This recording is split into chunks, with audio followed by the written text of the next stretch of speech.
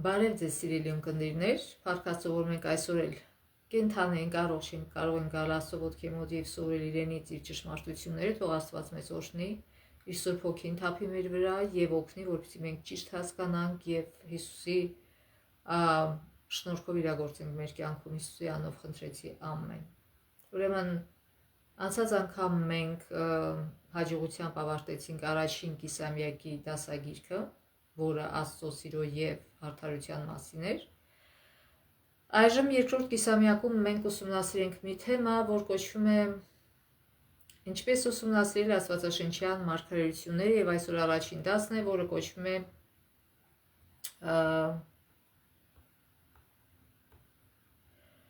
մարգարեությունները մեկնաբանելու որոշ սկզբունքներ։ Նախաբանում ասենք, մի օրինակ բերենք, ասենք, որ այս գիրքը գրել է Շոմբուստրան, նա մարգարեության ձայնի ծառայության խոսնակը եւ տնօրենն է, նրա հաղորդումներն ու գրքերը ոգեշնչման աղբյուր են եղել ամբողջ աշխարհում եւ տարիների ընթացքում նրա կենթանի ավետարանչական ծրագրերը ներկայացվել են բոլոր մայրցամաքներում։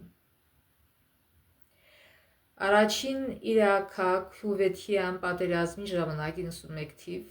որը տեղի ունեցավ Պարսից ծոցում, հանրահայտ բողոքական գրող ու բանախոս մի բողոքական գրող ու բանախոս համոզված էր, որ հայտնություն գիրքը կանխատեսել է այս հակամարտությունը, նրա փաստարկը հիմնված էր այն իրողության վրա, որ պատերազմի ժամանակ օգտագործվող որոշ ուղղաթիռներ նման էին հայտնություն 9-րդ գլխում պատկերված մորեխների, հայտնություն 9.2.3 Անդունդի գուբը բացեց ու գուբից մեծ հնոցի ծխի պես ծուխ ելավ եւ արագակ օդը գբի ծխից խավարեցին, ծխից երկրի վրա մորեխներ դուրս ելան, նրանց տրվեց իշխանություն, ինչպիսին որ երկրի գարիչներն ունեն։ Աստվածաշնչյան մարգարեությունները մեկնաբանելու լավագույն տարբերակը չէ, այնպես չէ։ Սակայն նման մեկնաբանությունները բավականին տարածված են, ցավոք։ Իրականում տասնամյակների ընթացքում մարգարեություններին նվիրված մեծաթիվ գրքեր, հոդվածներ, տեսանյութեր եւ այժմ համացանցային կայքեջեր բազմաթիվ կանխատեսումներ են անում ներառյալ տարեթվեր աշխարհի վերջին իրադարձությունների մասին, որոնք սովորաբար վերաբերվում են Մերձավոր Արևելքում տեղի ունեցող պատերազմներին կամ բախումներին։ Ամեն դեպքում այդ կանխատեսումներն իրականություն չեն դարձել։ Եվ այժմ մենք կսովորենք այս առաջին դասում որոշ մարգարեությունները մեկնաբանելու որոշ սկզբունքներ։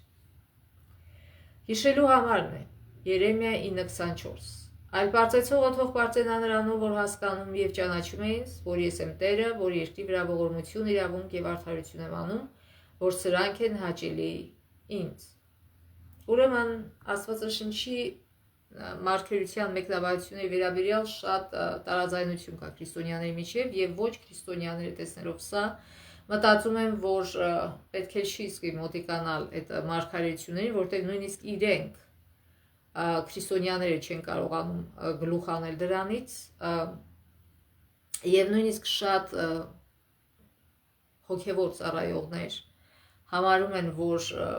օրինակ հայտնությունը պետք չի ուսումնասիրել, մենք չենք էլ կարող այն հասկանալ։ Իհարկե սրանք բոլորը սխալ մոտեցումներ են։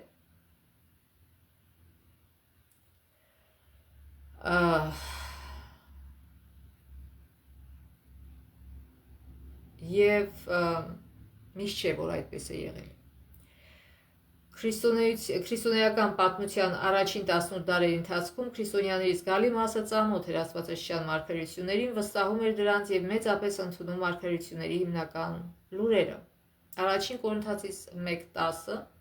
ասում է. «Եղբայրներ, խնդրում եմ ձեզ, մեր Տեր Հիսուս Քրիստոսի անունով, որ բոլորը միաբան լինեք, ձեր մեջ երկպառակություններ չլինեն, այլ նույն մտքի ու նույն կարծիքի մեջ հաստատում լինեք»։ Ուրեմն այսօր մենք ուսումնասիրենք որոշ սկզբունքներ, որոնք օգնում են հասնելու մարգարեությունների հետևողական ու վստահելի ըմբռնմանը։ Եթե այցելենք որևիցե քրիստոնեական խանութ, մենք կտեսնենք, որ շատ գրքեր կան այնտեղ, որոնք կարծես թե բացատրում են մարգարեությունները, սակայն դրանք պետք է հաճախ թարմացվեն, որովհետև որոշ ժամանակ անցնում է եւ տեսնում, որ սխալ է մեկնաբանված, եւ դրա համար նորից նոր բաներ են գրում։ Օրինակ մի հեղինակ ասում է, որ հակաքրիստոսը ոչ այլ ինչ է, քան փոխաբերություն, մեկ ուրիշը պնդում է, թե նա ապագայում է գալու, մեկ ուրիշն էլ, թե նա վկայակոչում է ինչ-որ բանի կամ ինչ-որ մեկին հեթանոսական ռոմեական կայսրության օրերում։ Ինչպես մի ծեր քարոզիչ է ասել, Աստվածաշունչը թերևս նման է հին ջութակի, դուք կարող եք դրա վրա նվագել այն մեղեդին, որը ցանկանում եք։ Այսինքն մարդիկ փորձում են, ուզում են մեկնաբանել այնպես, ինչպես որ իրենք են ուզում, կամ կարող են։ Աստվածաշունչը սակայն նման բան չի առաջարկում։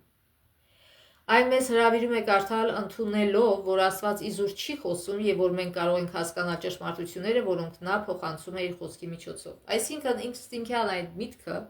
որ Աստվածաշունչում կա Աստված տվել է այդ գիրքը, օրինակ հայտնությունը, եւ ասում է, չէ, դուք չեք կարող հասկանալ դա։ Էլ ինչի է հայտնությունը հայտնվել Աստվածաշունչի մեջ, նոր կտակարանի մեջ, եթե Աստված չի ուզում, որ մենք այն կարդանք հասկանանք։ Հայտնությունը ինքը հակառակն է ասում, հենց հայտնություն բառը նշանակում է հայտնություն, բացված։ Եվ կարդանք Մատթեոս 24:15 Արդ, երբ տեսնեք ավերածության սրբապղծությունը Սուրբ վայրում կանած, որի մասին ասված է Դանիել մարգարեի միջոցով, ով կարդում է, թող հասկանա։ Աստված ուզում է, որ մենք հասկանանք։ Կարդանք նաև հայտնություն 1:3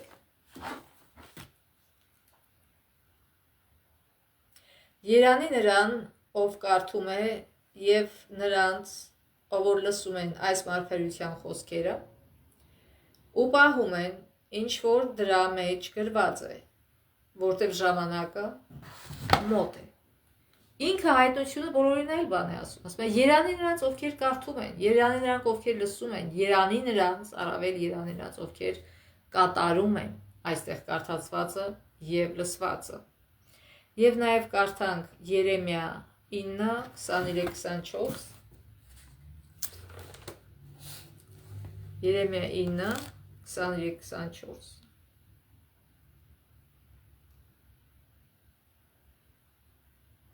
Տերը այսպես է ասում.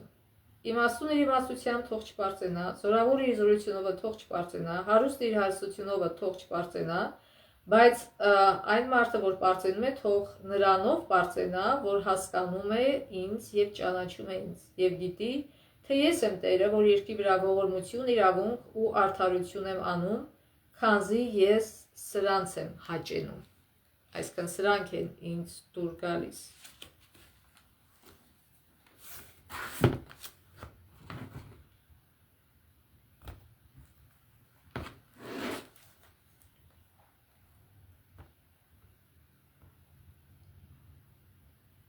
Շատ համալսարաններ առաջարկում են Աստվածաշունչը որպես գրականություն կամ նման այլ դասընթաց, սակայն նրանք կարդում են այն որպես դասախոսություններ են անում Աստվածաշունչի վրա, որպես հեթանոսական դիցաբան, ինչպես հեթանոսական դիցաբանությունը համարում են դիցաբանություն Աստվածաշունչը։ Եվ ասում են, որ այո, ճշմարտություն կարող է լինել այնտեղ, սակայն պատմվածքի հեղինակը այն գրում է որպես ինչպես ցանկանում է։ Այդ ուսուցիչների համար ծիծաղելի է այն միտքը, որ այս գիրքը ներշնչված է Աստծո կողմից։ Այդպիսով ուսուցիչը կարդում է Աստվածաշունչը, սակայն չի լսում Աստծո ձայնը։ Ոմանք էլ գալիս են եզրակացությունների, որոնք ակնհայտորեն հակասում են Աստվածաշունչյան լուրին, առանց Տիրոջը հանձնվելու եւ ճշմարտության համար սիրտը բացելու, Աստվածաշունչ կարդացողն ամենայն հավանականությամբ ոչ միայն չի հասկանա դա, այլև սխալ կնկալի գրքի էջերում բացահայտվող Աստծո սիրառատ ու սուրբ բնավորությունը։ Եթե դուք բացում եք Աստվածաշունչը այն մտքով, որ դուք գիտեք ամեն ինչ, կամ որ դուք ոչինչ չունեք սովորելու Աստվածաշունչից, կամ ուղղակի հետաքրքրության համար, չեք սովորի ոչինչ, Աստվածաշունչը բացելուց պետք է ծարավ սրտով բացել, որպեսզի իմանալ, անկեղծ սրտով ցանկանալ իմանալ, թե ով է մեր Աստված, ինչ է նա գրել այնտեղ, ինչ է ուզում մեր համար անել կամ արել է, կամ ինչ է ուզում մեզանից։ Միայն անկեղծ սրտով, ծարավ, քաղցած սրտով կարդացողը կարող է ճիշտ ընկալել Աստվածաշունչը, եւ նաեւ միայն այն, որ Աստվածաշնչյան համարների բացատրությունը փնտրում է ոչ թե իր գլխում, ոչ թե ուրիշների գլխում,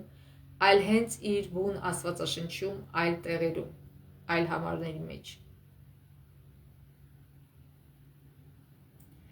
Պարզապես Աստվածաշունչ կարդալ առանց ճիշտ հնարքների եւ որ ամենակարևորն է, այսինքն առանց ճիշտ մոտեցման,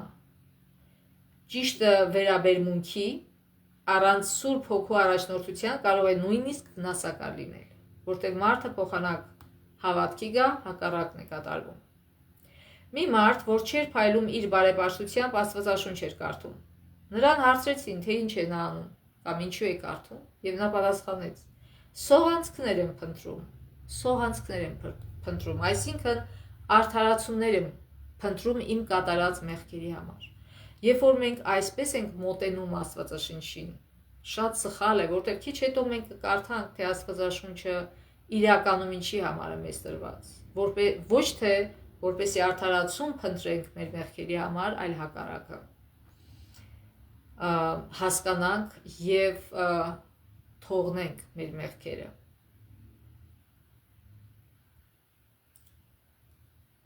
Գիտեք, երբ որ մարդը գնում է այլ երկիր եւ ուզում է, ասենք, թե գնա դեղատուն եւ դեղ գնի կամ բժշկի այցելի եւ շատ դժվարություն է իր համար, որտեղ չգիտի լեզուն։ Ճիշտ է, գոյությունն են թարգմանիչներ, կարող են թարգմանել, բայց տվյալ դեպքում պատկերացնենք, որ այդ մարդը չունի թարգմանիչ եւ շատ նեղում է, որտեղ չի կարող իր ուղեղում գիտի ինչ պիտի ասի, բայց ճիշտ բառերը չգիտի, լեզուն չգիտի, որպեսզի արտահայտվի։ Աստծո հետ բոլորովին տարբեր է։ Աստված գիտի ինչ ասի, բայց խնդրեմը մեր ուղեղի մեջ է։ Մեր ուղեղը, մեր սիրտը չի կարողանում ընկալել իրեն։ Եսայա 55-ին ասում է. ինչպես երկինքն է բարձր երկրից, այնպես էլ իմ ճանապարհները բարձր են ձեր ճանապարհներից եւ իմ խորհուրդները ձեր խորհուրդներից։ Խնդիրն այն չէ, որ Աստված մեզ հետ հաղորդակցվելու բառապաշար չունի։ Խնդիրը այն է, որ մենք չունենք անհրաժեշտ բառապաշար կամ մտավոր կարողություն նրան լիովին հասկանալու համար։ Կարդանք մի քանի հատ համար Աստվածաշնչից, Սաղմոս 139 1-ից 6 համարները, Սաղմոս 139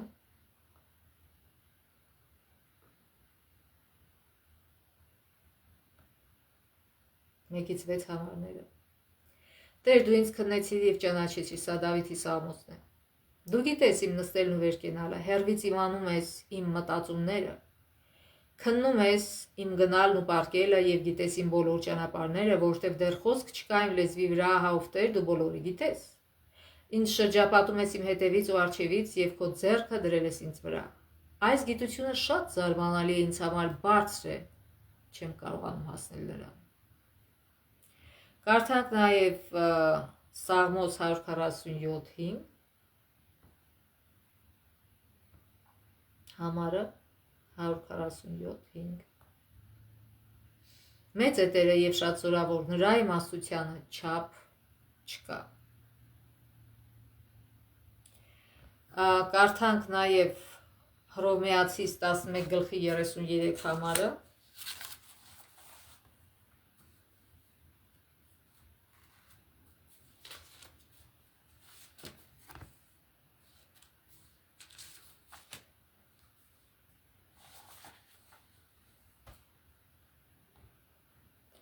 Ով Աստուծո մեծության ու իմաստության եւ գիտության խորունկությունը, ինչպես անքննելի են իր դատաստանները եւ անզննելի են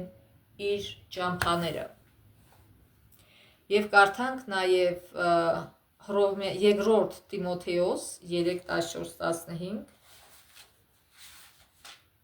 երկրորդ Տիմոթեոս 3:14-15.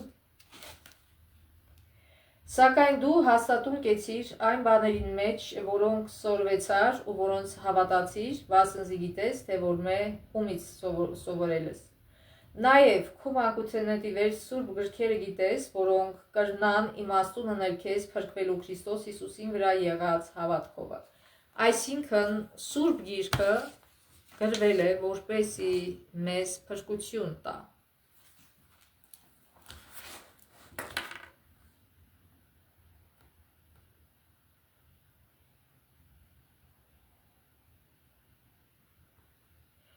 Ուրեմն հարցի առնչությամբ ճշմարտությունն այն է, որ մենք երբևէ լիովին չենք հասկանա Աստծո միտքը, որտեղ նա անսահման է եւ ամենակետ։ Ի վերջո մենք հազիվ ենք կարողանում ամեն ինչ հասկանալ, գոնե որևիցե բան հասկանալ Աստծո արարչագործության մասին, ել ուր որ կարողանանք լիովին հասկանալ այդ արարչագործության Աստվածին, արարչին չենք կարող։ Թեև մենք երբևէ չենք հասկանա ամեն ինչ, մենք կարող ենք հասկանալ այն ամենը, ինչ անհրաժեշտ է մեր փրկության համար, ինչպես նոր կարդացինք 2 Տիմոթեոս 3:14-15 համարում։ Ավետարան իրենց ունկնդիրներին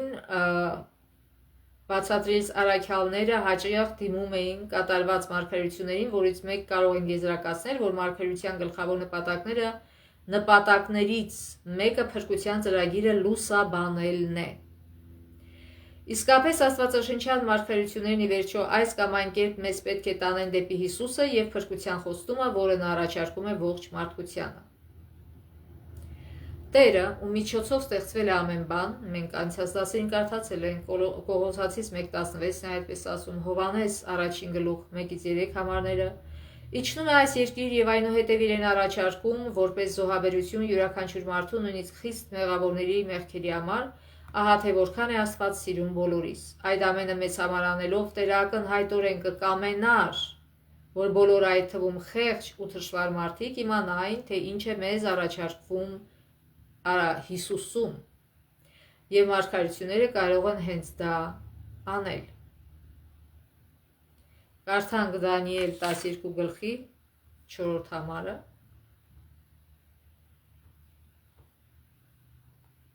Դանիել 12:4 համար։ Իսկ դու, Դանիել, գաղտնի պահիր այս խոսքերը եւ կնքիր գիրքը մինչեւ վախճանի ժամանակը շատերը պիտի թափառեն եւ գիտությունը պիտի շատանա։ Այսինքն Աստված այստեղ Դանիելին չի ասում անթմիշտ փակիր այս գիրքը, ասում է մինչեւ վախճանի ժամանակը։ Այսինքն նշանակում է վերջին օրերում այն պետք է բացվի, բացահայտվի մարդկանց։ Եվ քարոզիչները հաճախ օգտագործում են Դանիել 12:4-ը, որպեսզի կանխատեսեն տեխնոլոգիական եւ գիտական գիտելիքների աճը Քրիստոսի գալուստից անմիջապես առաջ, եւ դա այդպես է։ Եվ այն օգտագործում են նկարագրելու համար արագ ճանապարհորդության առաջընթացը, որը տեղի ունեցավ անցած 100-ամյակի ընթացքում, որտեղ ասում են մարդիկ կգնան։ Մեր ունեցած բազմաթիվ գրքեր որդեգրել են այս մոտեցումը, եւ սա ողջամիտ մեկնաբանություն է, բայց կա նաեւ ուրիշ նշանակություն։ Եթե կրկին կարդանք համարը, այստեղ ասում է, որ վերջին ժամանակներում այն բացվելու է, այսինքն գիտությունը հենց այս գրքի մասին, այս մարգարեության մասին գիտությունը աճելու է։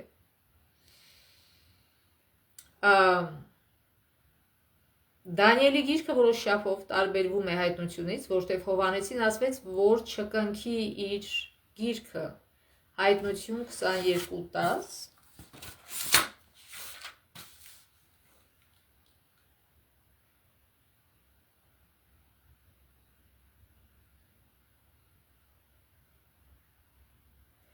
Եվ ասեց ինձ, այս գրքի մարգարեության խոսքերը մի կնքեր, վասնզի ժամանակը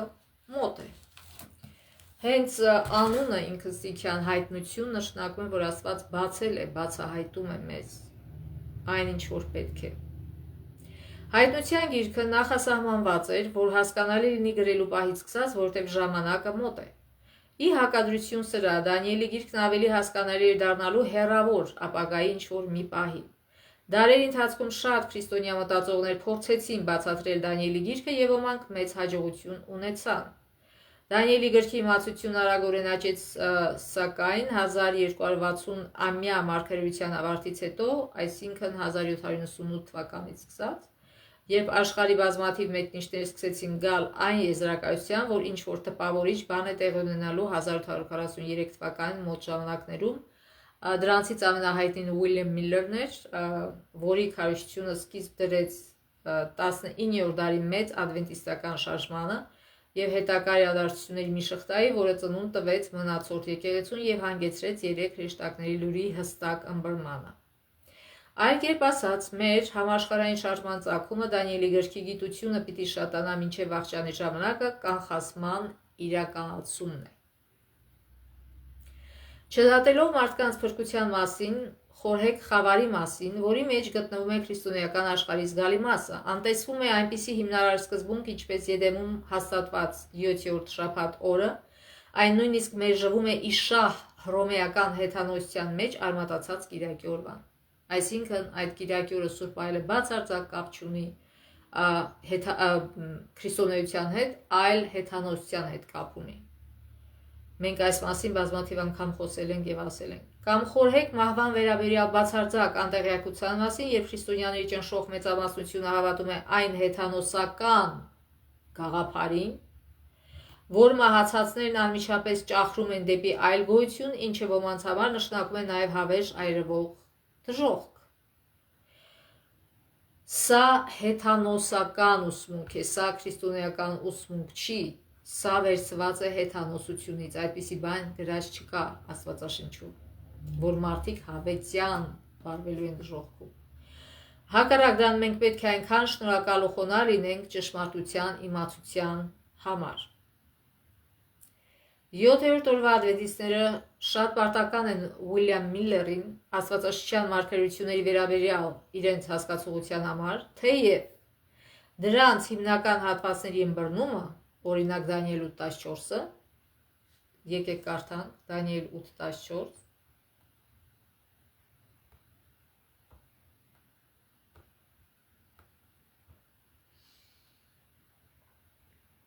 Եվ նա ասաց ինձ, մինչև 2300 իրիկուն եւ առավոտ, հետո սրբարանը պիտի մաքրվի։ Այսինքն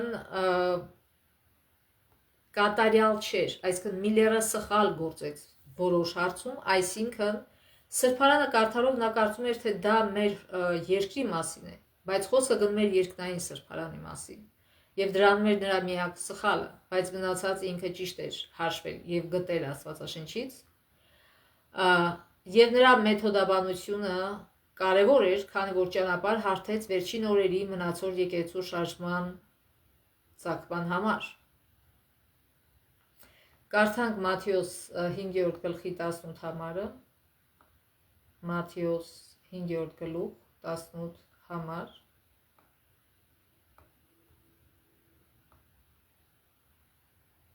Ճշմարիտ եմ ասում ձեզ, մինչև երկինքն ու երկիրը անցնեն, օրենքից մի կետ կամ մի փոքր նշանագիր անգամ չի անցնի, մինչև որ ամեն ինչ իրականանա։ Կարդանք նաև Տիմոթեոս 3-րդ գլխի 15-ից 17 համարները, Տիմոթեոս 2-րդ Տիմոթեոս կներեք, 3-րդ գլխի 15-ից 17 համարները, որտեղ մանկուց գիտես Սուրբ Գիրքը, որոնք կարող են քեզ իմաստուն դարձնել փրկության համար, այն հավատի միջոցով, որ Քրիստոս Հիսուսով է։ Ամբողջ Գիրքը Աստվածաշունչ է։ Սա գրում է Պողոս առաքյալը այն ժամանակ, երբ դեռ գոյություն չուներ նոր կտակարանը։ Ինքը նոր էր նամակներ գրում եւ հետագայում արդեն 100-րդ թվականին ստեղծվեց այդ նամակներից եւ Պետրոսի նամակներից եւ ավետարաններից նոր կտակարանը, բայց այս ժամանակ չկա, միայն 5 կտակարանն էր։ Հետևաբար Պողոս այստեղ գրում է 5 կտակարանի մասին, ասում է ամբողջ Գիրքը Աստվածաշունչ է։ եւ օգտակար ուսուցանելու, հանդիմանելու, ուղղելու եւ արդարության մեջ խրատելու համար, որպեսզի Աստծո մարդը լինի կատարյալ, պատրաստ ամեն բարի գործի։ Այսինքն մենք Աստվածաշունչը պետք է կարդանք ոչ թե մեր մեղքերին արդարացում գտնելու համար, ինչպես անում են շատերը, կարդում են, Դավիթը շնություն անեց, ուրեմն կարելի է շնություն անել։ Այս ինչ արեց, սուտ խոսած, ուրեմն կարելի է սուտ խոսալ։ Ոչ։ Աստվածաշունչը ճիշտ ուսումնասիրելու դեպքում մեզ ուսուցանում է, հանդիմանում է, ուղղում է եւ արդարության մեջ խրատում է, որպեսզի մենք պատրաստ լինենք Աստծո արքայությունը ժառանգելու համար։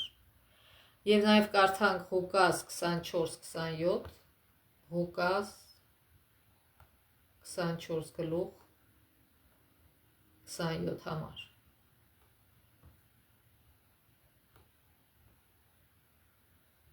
Եվ սկսելով Մովսեսից ու բոլոր մարգարեներից նրանց բացատրում էր այն ամենը, ինչ Սուրբ գրքում իր մասին գրված էր։ Սա Հիսուսի մասն է, որ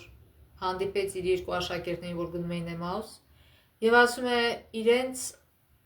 Մովսեսից սկսած բացատրեց այն ամենը, ինչ Սուրբ գրքում իր մասին գրված էր, այսինքն բոլոր մարգարեությունները իր մասին, որտեղ ինքը պիտի ծնվեր, երբ պիտի ծնվեր, եւ հետո ինչ պիտի տեղի ունենար իր խաչելությունը եւ այլն, այդ բոլոր մարգարեությունները գոյություն ունեն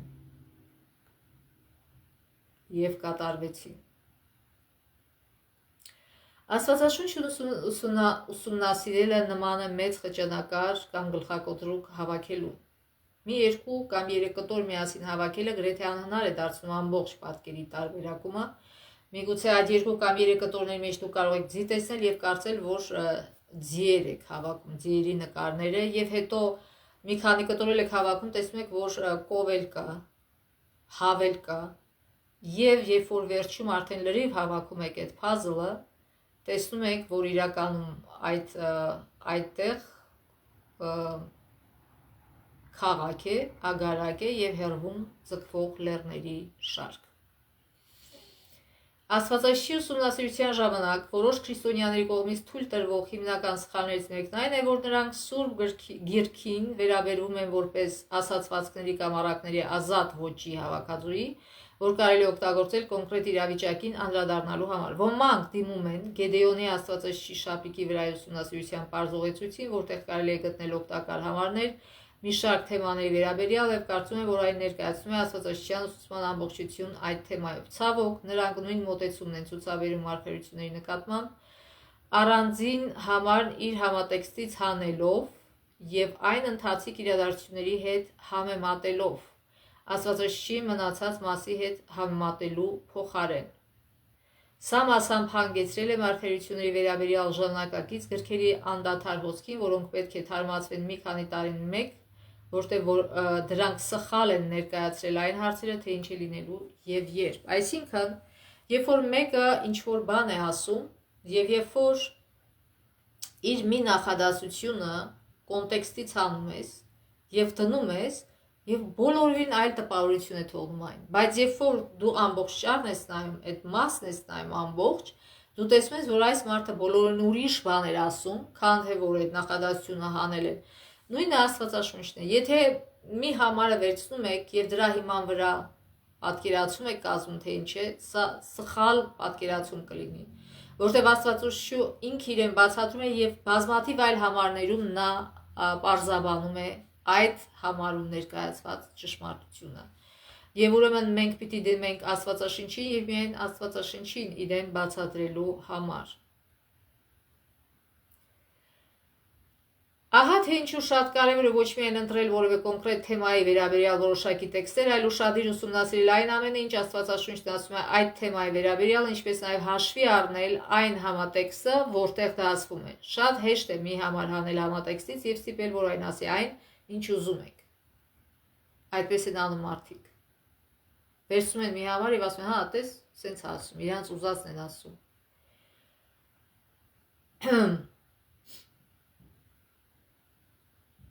Հիմնական խնդիրներից մեկը, որին ստիպված են բախվել մարգարեություններին ուսումնասիրողները, որոշելն է, արդյոք Աստվածաշունչի լեզուն պետք է ընկալվի բառացի, թե փոխաբերական իմաստով։ Ինչպես կարելի է որոշել հեղինակը օգտագործում է խորհրդանշական լեզու եւ ինչպես իմանալ, թե որն է այդ խորհրդանշի իմաստը։ Դա անելու կարևոր միջոցը պարզելն է, թե ինչպես է այդ պատկերը կամ խորհրդանիշն օգտագործում ամբողջ Աստվածաշնչում, ի տարբերություն նրա, թե ինչպես է խորհրդանիշն օգտագործում ներկա ժամանակում։ Օրինակ, ոմանք գտնում են, որ Դանիել 7-ում արջի խորհրդանիշը վերաբերվում է Ռուսաստանին, քանի որ այդ պատկերն այսօր հաճախ է օգտագործվում որպես Ռուսաստանի խորհրդանիշ։ Սա մարգարեական խորհրդանիշը մեկնաբանելու սխալ միջոց է։ Ուսումնասիրենք հետևյալ համարները, որոնք իրենք իրենց բացատրում են։ Կարդանք Դանիել 7:7-ը։ Երեք օրինակ վերցնենք, որոնցում կտեսնենք ինչպես Աստվածաշունչը ինքը իրեն բացատրում։ Առաջինը Դանիել 7:7 համարը։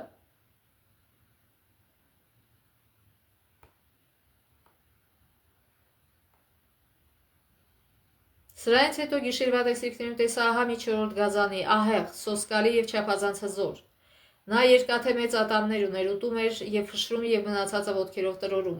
Նա տարբեր էր իրեն նախորդող բոլոր գազաններից և 10 եղջյուր ուներ։ Նաև կարդանք Դանիել 8:3-ը, այստեղ սիմվոլիկա է։ Ես բարձրացրի աչքերս և տեսա, որ գետի մոտ ահա մի խոյր կանաց, նա երկու եղջյուր ուներ և այդ եղջյուրները բարձր էին, բայց մեկը մյուսից ավելի բարձր էր։ Եվ այդ բարձրը հետո աճեց։ Եվ հիմա Դանիել 7:24-ը բացատրում է, թե դա ինչ է նշանակում։ Դանիել 7:24 համար։ Իսկ այդ 10 եղջյուրները 10 թագավորներ են, որ այդ թագավորությունից են ելնելու։ Նրանցից հետո մի ուրիշն է լինելու, որը տարբեր է լինելու առաջիններից եւ 3 թագավոր է տապալելու։ Այսինքն, պատմությունից մենք գիտենք, որ Հռոմը կոչվում էր երկաթե Հռոմ եւ այն համաշխարհային կայսրություն էր, եւ նրա անկումից հետո առաջացան 10 եվրոպական պետություններ, այսինքն այս 10 թագավորները, եւ ուրեմն խոսքը գնում է սրա մասին եւ հետո այդ մյուս ասում է 24 համարը այդ մյուս եղջյուրը, որ դուրս եկավ դրանից հետո, տարբեր էր սրանցից, այսինքն բոլորին այլ տիպի եղջյուր էր։ Եվ մենք գիտենք, որ Վատիկանը նույնպես երկիր է, առանձին երկիր է, բայց տարբեր, այսինքն կրոնական կազմակերպություն է, այն կրոնական երկիր, այն անկախ է, այն անկախ երկիր է Իտալիայի մեջ։ Եվ ուրեմն խոսքը գնում էր հենց Վատիկանի մասին, որտեղ նա տարբեր եւ ասում է 3 թագավոր, 3 այս առանձնահատուկ եղջյուրը 3 եղջյուր մեջտեղից հանեց եւ մենք գիտենք, որ կաթոլիկ եկեղեցին 3 երկիր մեջտեղից հանեց եւ խոսքը գնում էր հենց դրա մասին։ Մյուս օրինակը, որ մենք կարող ենք կարդալ, Հայտնություն 1:16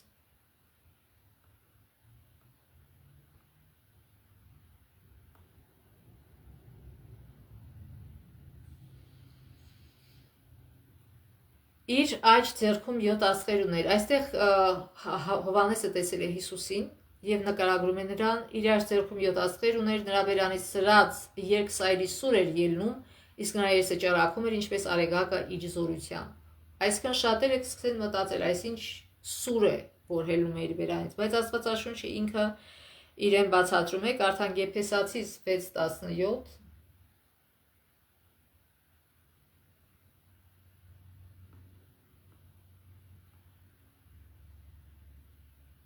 Առեք նաև փրկության սաղավարտը եւ հոգու սուրը, որ Աստծո խոսքն է։ Եփեսացիս մեջ բացատրվում է, որ սուրը դա Աստծո խոսքն է եւ նաև Եբրայեցիս 4:12-ում էլ նույնն է ասում։ Եբրայեցիս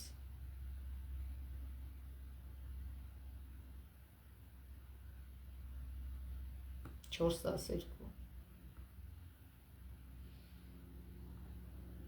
Կենդանի Աստծո խոսքն ուղղացեցիք եւ ամեն մի երկսայրի սրից առավել կտրուկ է։ Այն թափանցում է մինչև շնչի եւ հոգու հոդերի եւ ողնածուծի բաժանումը քննում է սրտի խոկումներն ու խորհուրդները, այսինքն կարիք չկա մեր գլխից հորինելու թե այդ սուրը ինչ է նշանակում, պարզ ասում է Աստվածաշունչը, որ դա Աստծո խոսքն է, որ շատ խորը քննում է մեզ եւ բացահայտում է մեր խորհուրդները, մեր միջի խորհուրդները։ Եվ երրորդ օրինակը, կարդանք Հայտնություն 2:1, Հայտնություն 2-րդ գլուխ, առաջին համար։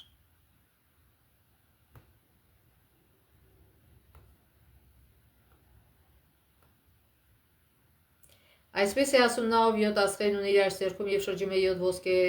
ճրագակալներ միջև, գիտեմ քո գործերը, քո աշխատանքը, քո համբերությունը։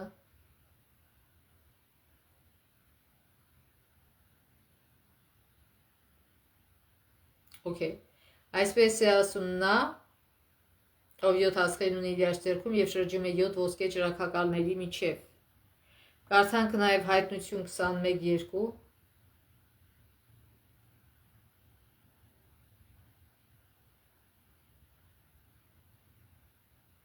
Տեսա Սուրբ քաղաքը, նոր Երուսաղեմը, որ իջնում էր երկնքից, Աստծո մոտից պատրաստված եւ ինչպես իր ամուսնու համար զարդարված մի հարս։ Կարդանք Եփեսացիս 5:31, 5:31-32։ Դրա համար ամուսինն իր հորն ու մորը պետք է թողնի եւ իր կնոջը հետևի ու երկուսը մեկ մարմին հարի, Աստված մյուս թարգմանության մեջ ասում է, եւ երկուսը մեկ մարմին պիտի լինեն, այս խորհուրդը մեծ է, բայց ես Քրիստոսի եւ եկեղեցու մասին եմ ասում։ Այսինքն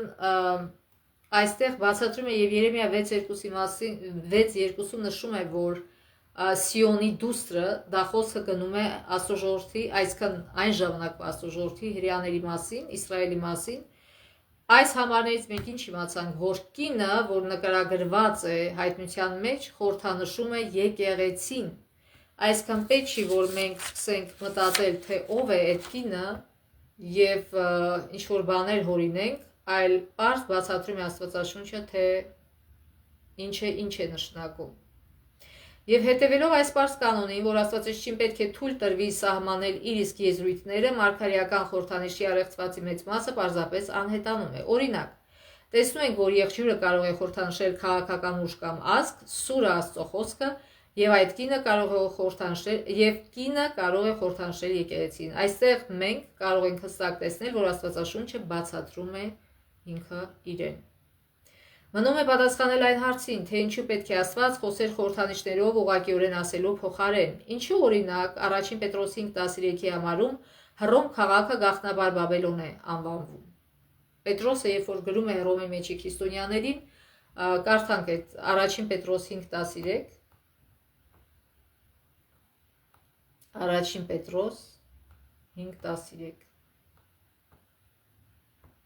Ձեզ ողջունում են Բաբելոնում գտնվող ընտրյալ եկեղեցին եւ իմ որդի Մարկոսը։ Այսինքն Հռոմը նա անվանում է Բաբելոն։ Ինչու՞։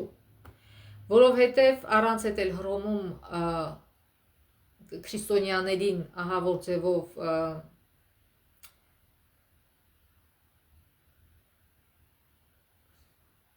հալածում էին եւ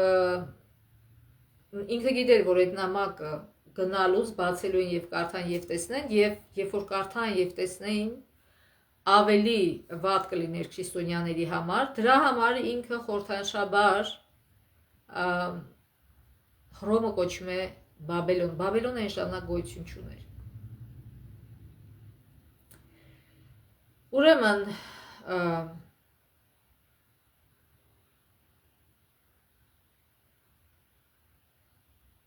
այսինքն առանց այն էլ քրիստոնյաների դաժան հալածանքը կարող էր ավելի վատ թարանալ, եթե ուղիղ ձևով գրվեր։ Ցանկացած դեպքում մենք կարող ենք վստահ լինել Աստծո կամքն է, որ մենք հասկանանք խորհրդանիշների իմաստը։ Եվ Հայտնությունը ինքը ասում է Երանով կարդում է եւ լսում է եւ կատարում է այս խոսքը։ Չի ասում սաբա գիրք եւ մի կարդացեք, ել ինչի է ասված դրել Աստվածաշնչի մեջ։ Ոչ, ասում է Երանով կարդում է, լսում է եւ հասկանում է եւ իրագործում է իր կյանքում։ Վերջում կարդանք Էլեն Ուայթի մեծ պայքար գրքից։ Ծառայողներն ու ժողովուրդը հայտարարեցին, թե Դանիելի եւ Հայտնության մարգարեություններն անհասկանալի գաղտնիքներ են, բայց Քրիստոսն իր աշակերտների ուշադրությունն ուղղեց Դանիել Մարգարեյան խոսքերին, որոնք վերաբերում էին իրենց օրերում սպասվող իրադարձություններին, ասելով կարդացողը թող հասկանա։ Մատթեոս 24:15։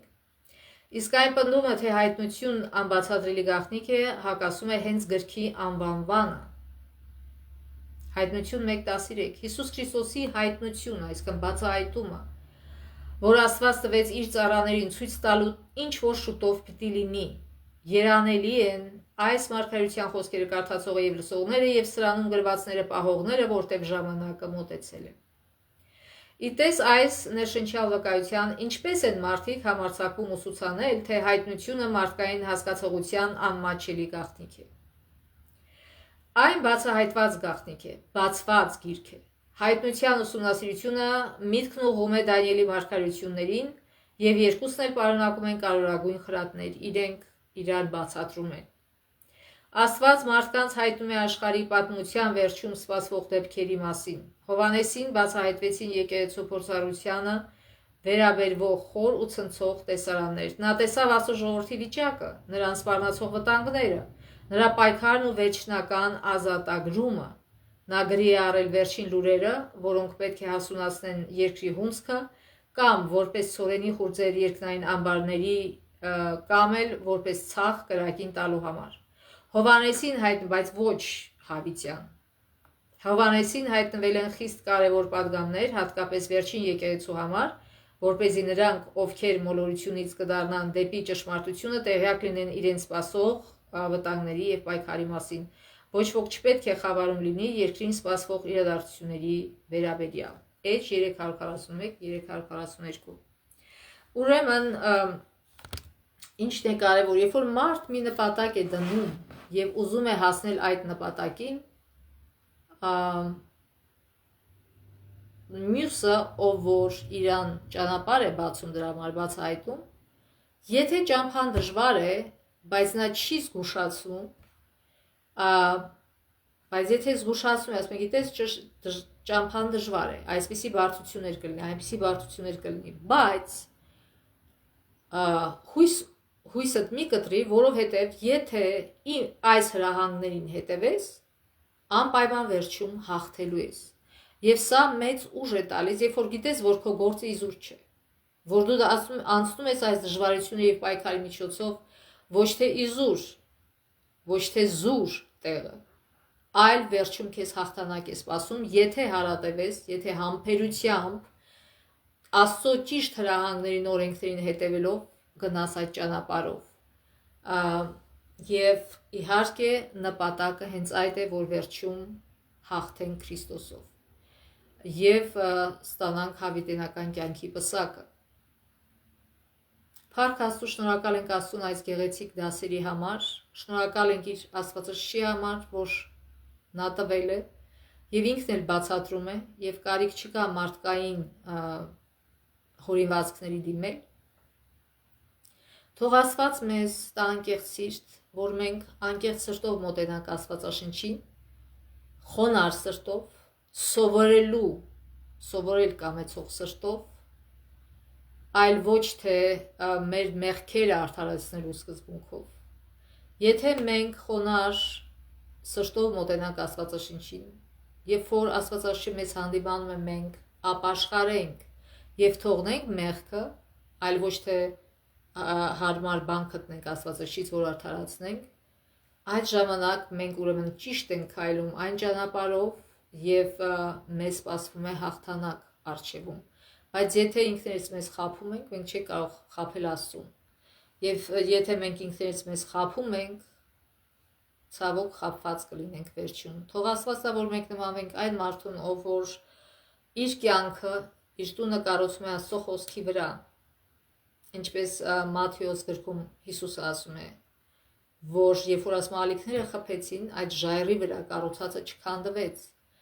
Չնմանվենք այդ մարդկանց, ովքեր ավազի վրա են կառուցում եւ որը շատ հեշտ կքանդվի։ Թող Աստված օգնի մեզ, օրհնի մեզ այս հետագա օրերին, որպեսզի մենք իր կամքը կարդացող, լսող եւ ամենակարևորը սրտանց կատարող լինենք։ Աստծո ողորմության մինչև մյուս դասը։